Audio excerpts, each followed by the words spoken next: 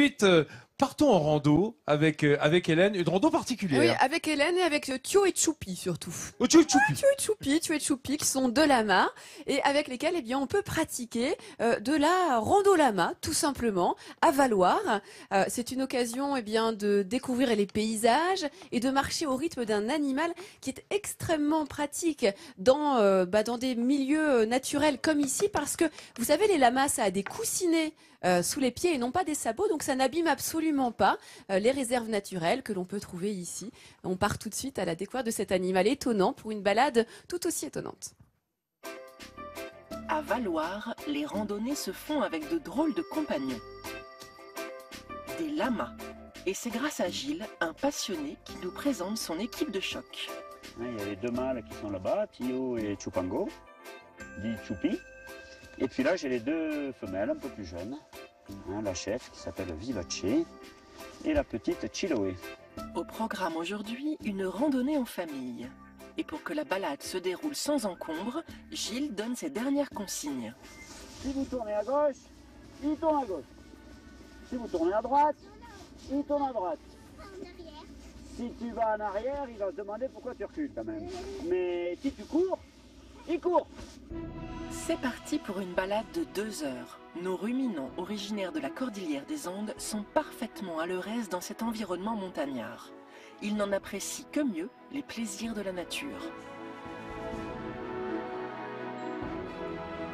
Et dans cette ambiance sereine et bucolique, Choupi et Vivace pourraient bien chercher à agrandir le troupeau.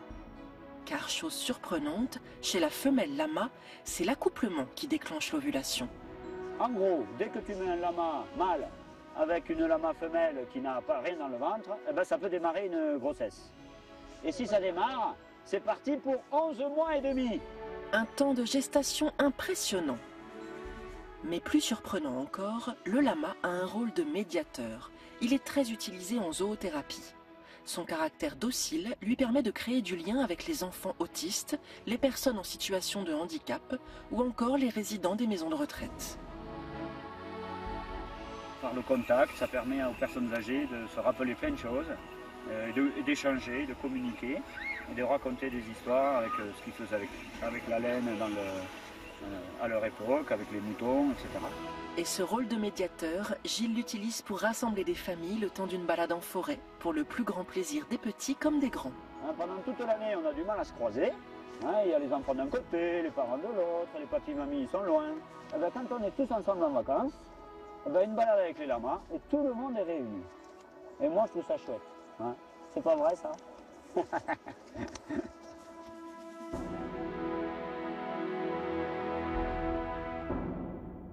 Et alors après la rando lama, j'ai trouvé une autre activité qui se pratique ici.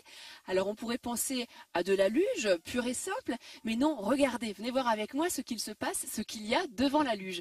Il y a un poney et c'est ce qu'on appelle le poney luge ou l'équiluge qui se pratique ici. Alors c'est pour les enfants et je vais retrouver tout de suite Maëva. Bonjour Maëva, qui a monté cette activité justement ici à Morillon, à préciser. Voilà, au niveau de la base de loisirs de Morillon. Oui. Et alors c'est une activité que l'on pratique du coup en famille. On voit ici que les enfants sont venus avec leurs parents et ça permet de pratiquer, on va commencer à démarrer le convoi, de pratiquer la luge avec des animaux. Voilà, et donc on allie le poney et la luge. Donc ça permet aux enfants et aux parents de pouvoir faire une petite promenade tous ensemble. Oui, alors ça permet aussi, j'imagine, aux enfants d'avoir le goût de la glisse avec un animal devant, d'être au ras du sol, d'avoir des sensations ou pas? Est-ce qu'on peut avoir une certaine vitesse? Oui, parce qu'avec les petits, on reste au pas, ça va doucement. Mais quand on a des enfants plus grands, on peut aller un peu plus vite, on peut jouer un petit peu, on peut faire trotter les poneys, on peut s'amuser, quoi. Alors j'imagine que les poneys, comme ils avancent sur la neige, peut-être ils ont un ferrage un peu particulier? Alors non, ils n'ont pas de fer, ils ont le sabot nu, comme ça ils accrochent bien dans la neige, il n'y a pas de souci. Et alors pour les parents, ce qui est pratique, c'est que quand on aime faire de la luge avec son enfant, et bien là pour le coup, on n'a pas besoin de tirer la luge. Là c'est le poney qui travaille. Voilà, exactement, c'est le poney qui tire la luge, quoi.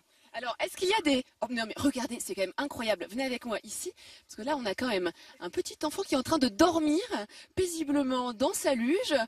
C'est que les sensations doivent être plutôt pas mal, hein. Maëva, c'est quand même... Là, on voit qu'il y a une harmonie, une osmose entre l'animal et l'enfant, là. Voilà, donc souvent, bon, les luges, c'est vrai que ça berce, hein, le mouvement, ça berce assez. Donc les tout petits, comme ça, après manger, quand c'est l'heure de la sieste, souvent ils s'endorment, quoi. À partir de quel âge, alors, on peut pratiquer cette activité de poney luge? Alors à partir d'1 an pour les plus petits, en fait quand ils tiennent assis, et après on va dire jusqu'à 8-9 ans quoi pour les plus grands. D'accord.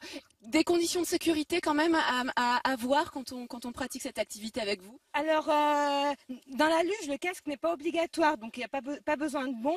Après il faut vraiment que l'enfant reste assis du début jusqu'à la fin. Il ne faut pas qu'il se lève et il ne faut pas que ses pieds sortent de la luge. Il faut bien qu'il reste calé au fond. Là, on sent qu'il y a une certaine impatience hein, avec le poney ici. Là, il a envie d'y aller, il n'aime pas trop l'arrêt. Eh ben, allons-y, continuons. Et alors, ce que vous pouvez voir aussi, c'est que c'est un convoi avec toutes les espèces d'animaux, des humains, des enfants. Enfin, l'enfant n'est pas une espèce à part entière. Et puis, des chiens qui accompagnent aussi ce convoi. C'est des balades de combien de temps qu'on peut faire comme ça en équiluge? On peut faire soit 20 minutes, un petit tour, voilà, et puis après... Pour ceux qui ont envie de faire un plus grand tour, on peut partir sur 30 ou 45 minutes, quoi. Voilà, une super activité qui se pratique ici à Morillon, pour pouvoir relier aussi Morillon et Samoins. Et Maëva propose même aussi du ski de jogging. Ça, c'est pour les adultes, en revanche. C'est un petit peu plus sportif. J'ai bien envie de continuer ma balade, moi, avec eux. Hein. Oh bah, te gêne pas, Hélène, hein, vas-y. Tu peux... Bon, enfin, si on peut te récupérer après, surtout, voilà. Au moment de la table finale, avec tes amis.